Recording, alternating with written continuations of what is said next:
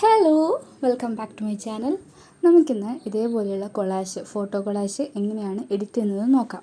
നമ്മൾ ആദ്യം ഇതിന് യൂസ് ചെയ്യുന്നത് ഇൻഷോട്ട് ആപ്പാണ് കേട്ടോ. നമ്മൾ ഫോട്ടോസും വീഡിയോസും ഒക്കെ എഡിറ്റ് ചെയ്യുന്നത് പോലെ ഇതിലൊരു തേർഡ് ഓപ്ഷൻ ഉണ്ട് കൊളാഷിന്. അപ്പോൾ അത് സെലക്ട് ചെയ്യുക, ഗ്രിഡ് സെലക്ട് ചെയ്യുക. നമുക്കിനി ഇതിൽ മാക്സിമം ആഡ് ചെയ്യാൻ പറ്റുന്ന ഫോട്ടോസിൻ്റെ നമ്പർ 9 ആണ്. അപ്പോൾ നമ്മളൊരു 9 ഫോട്ടോസ് സെലക്ട് ചെയ്ത് കൊടുക്കുക. അപ്പം അതിൽ പല ഡിഫറെൻറ്റ് ആംഗിൾസിൽ ഡിഫറെൻറ്റ് ഷേപ്സിൽ വരുന്ന കൊളാഷ് നമുക്ക് കാണാൻ പറ്റും. അപ്പം അതിൽ ഞാൻ ഈ നോർമലി വരുന്നൊരു ഗ്രിഡല്ലേ ഇതാണ് യൂസ് ചെയ്യുന്നത്.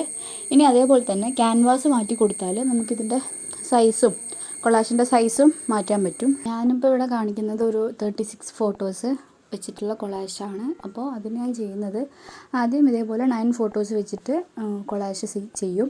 അങ്ങനെ ഒരു 4 എണ്ണം ചെയ്യും. അപ്പോൾ ഒരു ഫോട്ടോയിൽ 9 വെച്ചിട്ട് 36 ഫോട്ടോസ് നമുക്ക് ചെയ്യാൻ പറ്റുമല്ലോ. അപ്പോൾ സെയിം സൈസിലുള്ള 4 ഫോട്ടോ കൊളാഷ് നമുക്ക് ആദ്യം സേവ് ചെയ്തെടുക്കുക. നമ്മൾ ഡിഫറെൻറ്റ് ഫോട്ടോസ് സെലക്ട് ചെയ്ത് കൊടുത്തിട്ട് ആദ്യം ചെയ്ത അതേ മെത്തേഡിൽ തന്നെ ഒരു 3 എണ്ണം കൂടെ ചെയ്ത് കൊടുക്കുക. ഞാനിതിൽ യൂസ് ചെയ്യുന്ന റേഷ്യോ 4:5 ആണ് കേട്ടോ. ഇൻഷോട്ടിൽ ക്യാൻവാസിലെ സെക്കൻഡ് റേഷ്യോ ആണ്. അങ്ങനെ 4 എണ്ണം സേവ് ചെയ്ത് കൊടുക്കുക. ഇനി ക്യാൻവ ആപ്പ് ഓപ്പൺ ചെയ്തിട്ട് അതിൽ നമ്മുടെ ഡോക്യുമെൻറ്റിൽ ഏതാണോ അത് സൈസ് വേണ്ടത് ആ സൈസിലേക്ക് ഇത് ആഡ് ചെയ്ത് കൊടുക്കുക. എന്നിട്ട് ബ്ലാക്ക് ആൻഡ് വൈറ്റ് ഫിൽറ്റർ ഇട്ട് കൊടുക്കുക. ഞാനിപ്പം ക്യാൻവ ആപ്പിൽ തന്നെയുള്ള ഫിൽറ്ററാണ് യൂസ് ചെയ്യുന്നത്. നിങ്ങൾക്ക് അതിൽ നോക്കിയിട്ട് കുറച്ചുകൂടെ ആപ്റ്റാവുന്ന ഫിൽറ്റർ വേറെ ഉണ്ടെങ്കിൽ അതും യൂസ് ചെയ്യാം. അത് കഴിഞ്ഞിട്ട് നമ്മൾ ടൂൺമി ആപ്പിൽ നിന്ന് കാർട്ടൂൺ ആക്കിയിട്ടുള്ള ബാക്ക്ഗ്രൗണ്ട് റിമൂവ് ചെയ്ത ഫോട്ടോ ഉണ്ടാവുമല്ലോ, അത് നമുക്ക് ഇതിൽ ആഡ് ചെയ്ത് കൊടുക്കാം.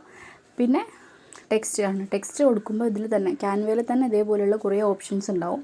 സ്ക്രോൾ ചെയ്ത് നോക്കിയാൽ നിങ്ങൾക്ക് കാണാൻ പറ്റും. അപ്പോൾ അതിൽ നല്ല ഒരു ഓപ്ഷൻ സെലക്ട് ചെയ്താൽ കുറച്ചുകൂടി എളുപ്പമാവും. ഞാനിപ്പോൾ ഇതാണ് യൂസ് ചെയ്യുന്നത്. അത് യൂസ് ചെയ്തിട്ട് നമുക്ക് എന്താണോ ടെക്സ്റ്റ് വേണ്ടത് അതും ടൈപ്പ് ചെയ്ത് കൊടുത്താൽ നമ്മുടെ ഫോട്ടോ റെഡി.